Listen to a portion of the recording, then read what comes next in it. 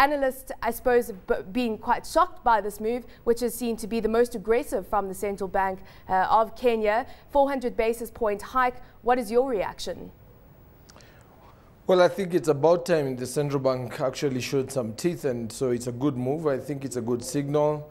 The government is trying, or the central bank is actually trying to anticipate inflationary pressure, especially now that we are seeing that with high inflation expected, we would expect wages to begin, demand for higher wages, we'd expect goods to start going up, and that anticipation is actually not going to bode well in the long run. And so I think the central bank has decided to step in and try and curtail that growing rate of inflation with this hike.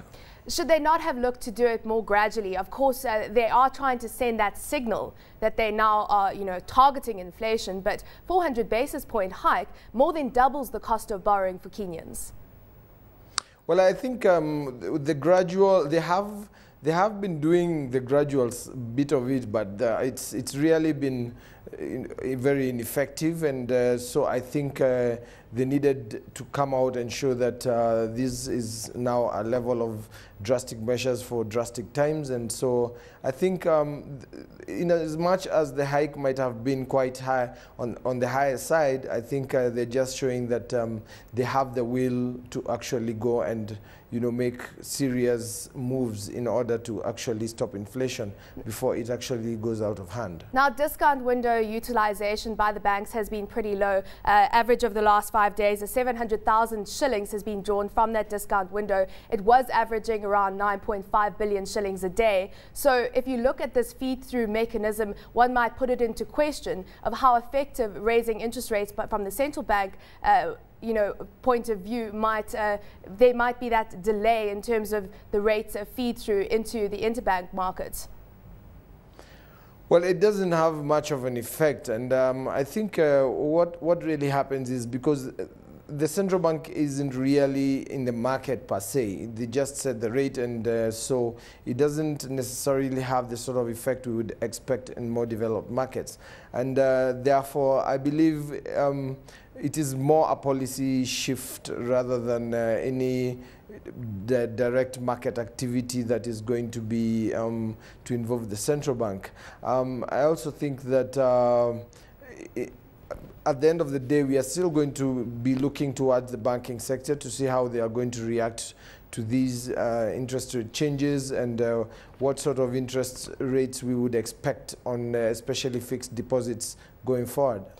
Could this negatively affect the performance of the stock exchange if we see inflows from assets like equities into fixed income instruments?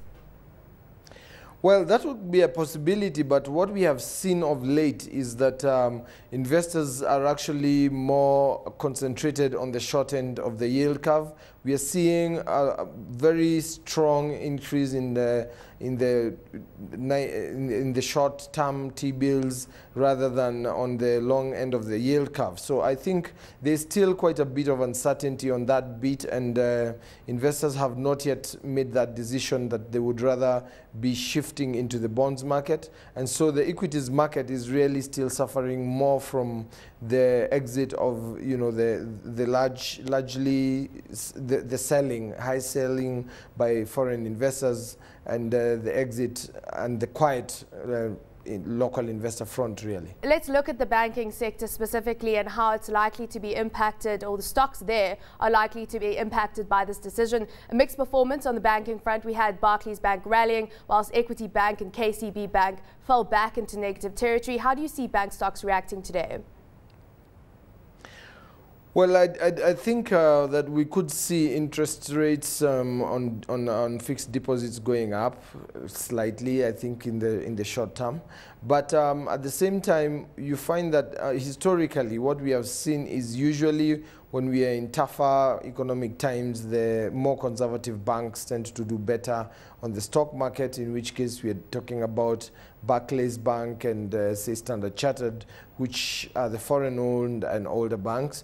And then the growth-oriented and their younger peers who are Equity Bank, Kenya Commercial, and Cooperative, who have a more risky loan book with more short-term and SME, type of loans out there.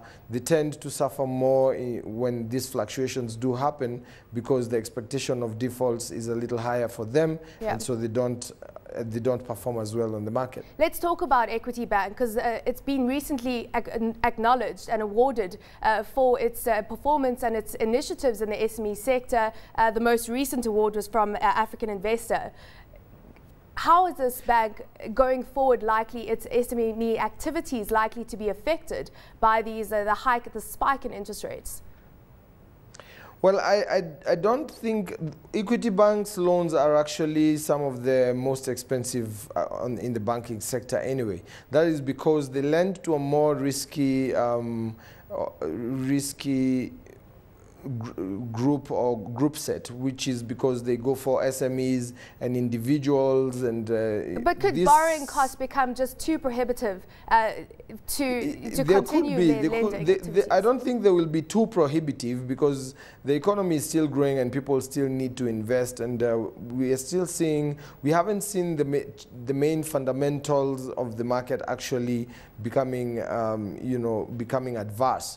So I think that they don't necessarily have to end up suffering that much. What I think is that as we see the prices of goods going up and the consumption probably going down, we could see a bit of an increase in default rates, and I think that would probably affect Equity's loan book. But we have seen a situation that I think was even worse than this during the credit crunch crisis, and I think Equity went through that quite well, and so I do not expect them to suffer very much in this one either.